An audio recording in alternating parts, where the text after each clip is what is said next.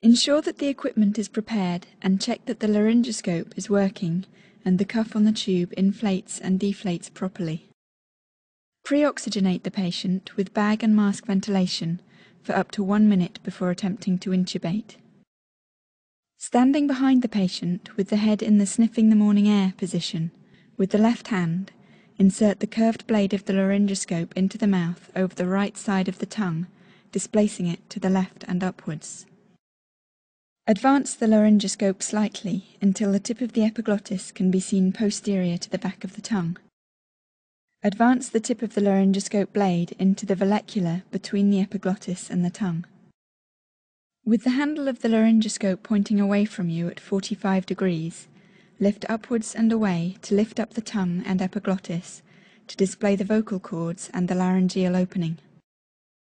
With the right hand, insert the endotracheal tube from the right-hand side of the mouth directly between the cords and into the trachea until the cuff passes through the cords. The markings on the tube at the incisors will show between 21 and 24 centimeters in the average-sized adult when the tube is in position. Remove the laryngoscope and inflate the cuff with approximately 15 mL of air to prevent air leaking during ventilation.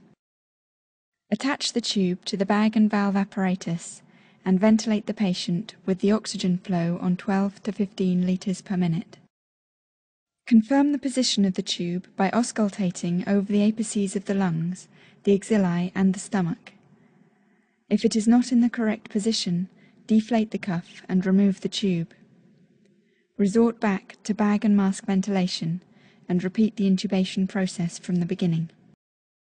If the tube is in too far, the right lung will be ventilated only via the right main bronchus. If this occurs, deflate the cuff and withdraw the tube 2 to 3 centimeters. Re-inflate the cuff and recheck the position. When the tube is in the correct position, tie it in place with cotton tape and attach the tube to the ventilating apparatus and ventilate the patient.